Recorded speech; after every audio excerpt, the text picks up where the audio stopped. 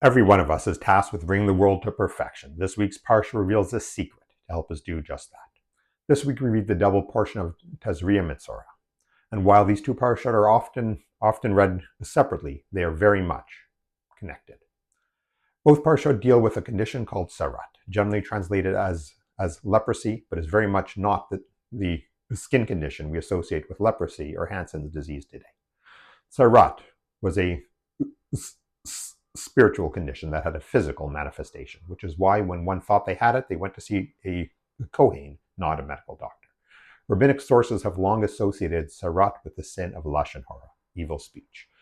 One such source, Rashi, provides an example of an amazing aspect of learning Torah, layer upon layer of deeper meanings that sometimes don't manifest until years later. Rashi wrote his famous commentary on the Torah almost 1,000 years ago. It was published and popularized 600 years ago and has been taught and learned ever since. In the opening lines of Metzora, the second half of this week's double parsha, we read about the purification service that one would use when they are afflicted with sarat. As part of the purification service, you are to bring 2 live, pure birds. Of all the animals that could have been used for this service, why birds? Well, according to Rashi, since the affliction of sarat comes about because of malicious talk, which is an act of pit puti, which is classically translated as verbal twittering. Therefore, there was required for purification birds that constantly twitter with the chirping of sound.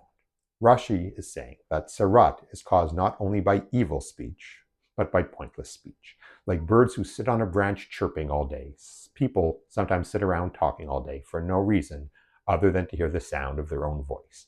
That sort of use of speech leads to lashon hara. We need to guard our speech, use it well, and not talk for the sake of talking. Amazing insight and lesson that has been relevant for the 1,000 years since it was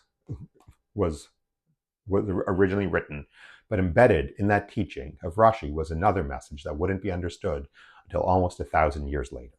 That word, pit puti, if we translate that verse of Rashi with our 21st century lens, we can easily translate it as: the affliction of sarat comes about because of malicious talk, which is an act of tweeting. Now, with Elon Musk's purchase of Twitter and renaming it to X, the use of the verb tweet is maybe less striking than it was 3 years ago. But this connection between sarat and tweeting, between lashon hara and social media, is hard to ignore. In an essay I wrote back in university, I used the phrase, "The internet is the greatest thing that ever happened to hate." Similarly, we can say social media is the greatest thing that ever happened to lashon hara. Social media can spread lashon hara faster and farther than ever before. Social media can spread lies about the Jewish people and Israel in ways that the authors of the Protocols of the Elders of Zion could only dream of. Social media can whip a virtual crowd into an anti-Semitic frenzy faster than anything we've ever seen. Rashi's choice of the word pit puti, tweeting, is fascinating. Now, did Rashi intend his commentary to be an indictment against the social media? Of course not.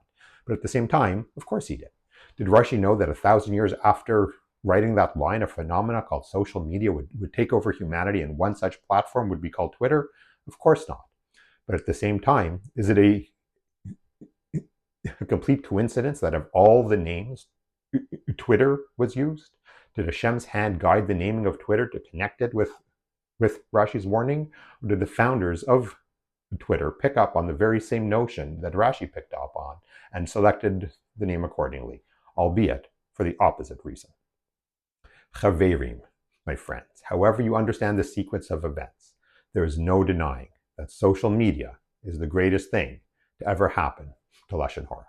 That is, of course, true about severe forms of lashon hara, but equally true about the mindless chattering that Rashi warned us about. Now, it's ironic that this video warning about the toxicity of social media is itself posted on social media, so we certainly can't say that all social media is bad. There are many meaningful ways to use social media, but take Rashi's warning to heart and tread carefully. The best way to really see this is to give yourself a social media detox. Step away from all forms of social media for one day and see how your mood changes. See how your perception of events change. And what better day to do that social media detox than on Shabbat? And while it would be wonderful for all of Am Yisrael to keep Shabbat fully, may such a day come soon. If you're not yet ready for that, try a smaller baby step. Turn off all social media for this Shabbat and see what a day without Pete Puti can do for you. And if you re-engage with social media after Shabbat, use it not for Pete Puti, but to spread Torah, to defend Medinat Yisrael, and to ensure that Am Yisrael is a light unto the nations. That is one thing we can learn from this week's Parashah. How will you step up this week to bring the world a little closer to perfection? Shabbat Shalom, Yom Ha'atzmaut Sameach, and Am Yisrael Chai.